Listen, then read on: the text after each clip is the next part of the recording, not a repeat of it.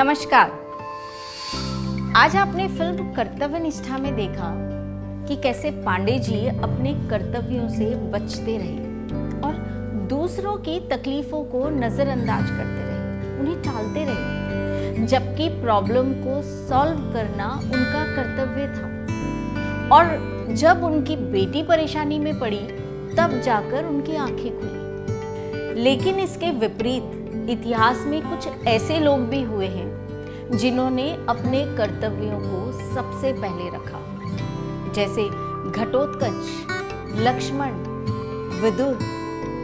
और आज हम इन्हीं में से एक विदुर के चरित्र से आपको परिचित कराएंगे। आपने अक्सर लोगों को उनके अधिकारों के बारे में बात करते हुए सुना होगा। अधिकार क्या होते हैं ये तो हर कोई भली भांति जानता है, लेकिन इन अधिकारों के पहले एक बहुत ही महत्वपूर्ण चीज आती है और वो है कर्तव्य, जिसके बारे में कभी भी कोई बात नहीं करता। लोग भूल जाते हैं कि अधिकार उन्हें ही मिलते हैं जिसने कभी कोई कर्तव्य निभाया।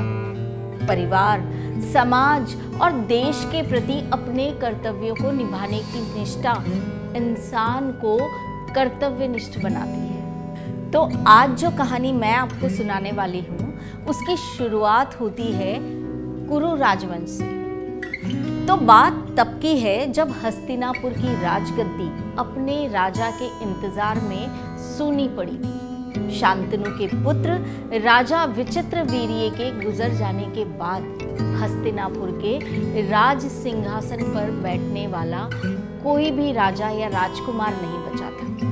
पूरे कुल में केवल भीष्म ही बचे थे, और वो भी अपनी सौतेली मां सत्यवती को दिए हुए वचन के कारण कभी भी राज सिंहासन पर नहीं बैठ सकते थे। ऐसे में सत्यवती के पुत्र वेद व्यास जी के द्वारा धृतराष्ट्र, पांडु तथा विदुर का जन्म हुआ। तो हमारी कहानी की असली शुरुआत होती है विदुर के जन्म से।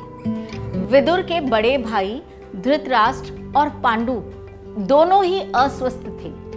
विदुर स्वस्थ, शक्तिशाली और बुद्धिमान तो थे, लेकिन वो एक दासी पुत्र थे। इसीलिए उस समय की नीति के हिसाब से विदुर को राजा नहीं बनाया जा सकता था, और ना ही विदुर अपने काका भीष्म से युद्ध कला सीखकर एक योद्धा बन सकते थे, क्योंकि भीष्म उस समय के नियमों के हिसाब से युद्ध कला केवल क्षत्रियों और राजकुमारों को ही सिखा सकते थे। लेकिन भीष्म विदुर के ज्ञान, बल और बुद्धि को परख चुके थे। इसीलिए बड़े होने पर हस्तिनापुर का राजा जब धृतराष्ट्र को बनाना पड़ा तो भीष्म ने विदुर को राजा धृतराष्ट्र का सलाहकार और मंत्री नियुक्त किया।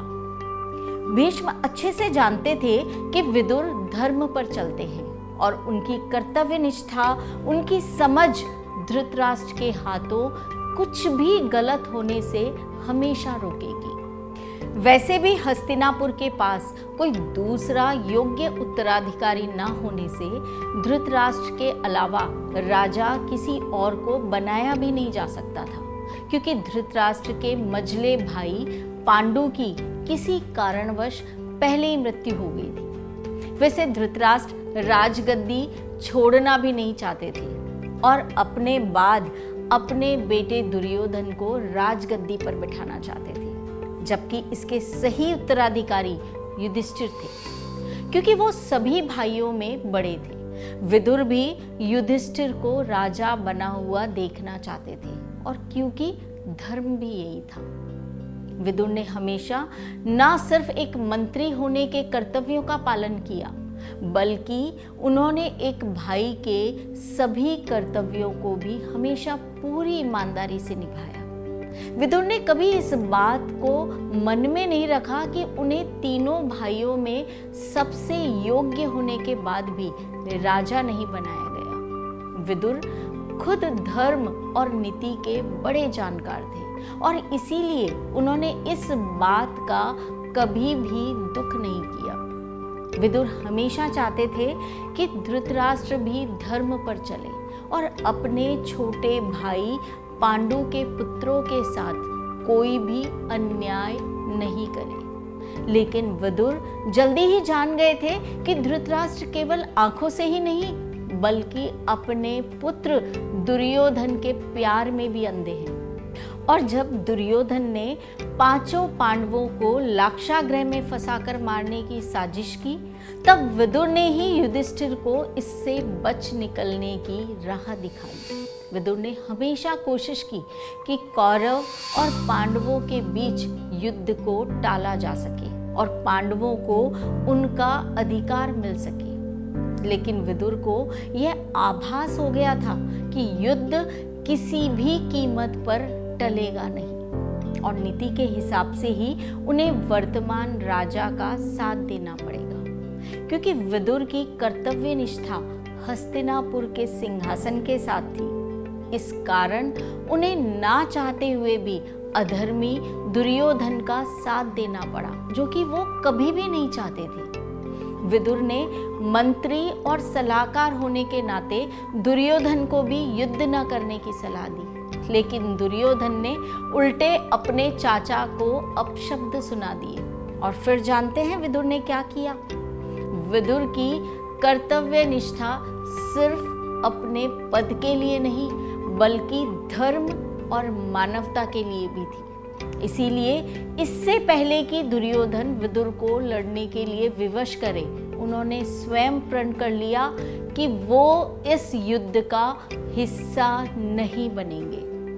साथ ही विदुर के पास एक बहुत ही शक्तिशाली और चमत्कारी धनुष था, जो उन्हें स्वयं भगवान कृष्ण ने दिया था, जिससे विदुर चाहते तो एक ही बार में युद्ध को खत्म कर सकते थे।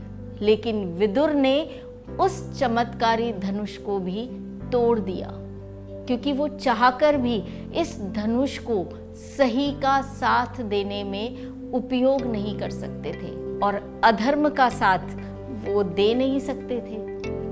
विदुर की कर्तव्य निष्ठा का सबसे बड़ा उदाहरण ये था कि जब कौरवों के दरबार में दुर्योधन द्रौपदी का अपमान कर रहा था और सभी बड़े सदस्य और मंत्री चुप बैठे हुए थे, तब अकेले विदुर ने इस पाप का विरोध किया था, क्योंकि परिवार के बड़े होने के नाते विदुर परिवार की एक बहू के सम्मान के लिए अपने कर्तव्य को लेकर चुप नहीं बैठ सकते थे।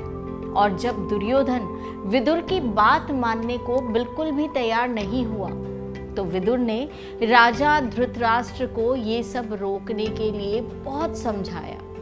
और जब धृतराष्ट्र ने उनकी नहीं सुनी, तो विदुर ने धृतराष्ट्र को साफ शब्दों में भविष्य बता दिया कि अगर आपने दुर्योधन को रोका नहीं तो दुर्योधन उनके कुल का यानी कि कौरवों का नाश कर देगा। विदुर ने बार बार सबको समझाया कि महाभारत का युद्ध ना हो, इसी में सभी की समझदारी है। लेकिन धृतराष्ट्र ने विदुर की बात नहीं मानी और इसका परिणाम ये हुआ कि कौरवों को महाभारत के युद्ध में बुरी तरह से हारना पड़ा। और महाभारत के युद्ध के बाद हस्तिनापुर के राज सिंहासन और कर्तव्यनिष्ठ मंत्री विदुर दोनों को युधिष्ठिर जैसा धर्म पर चलने वाला राजा मिला।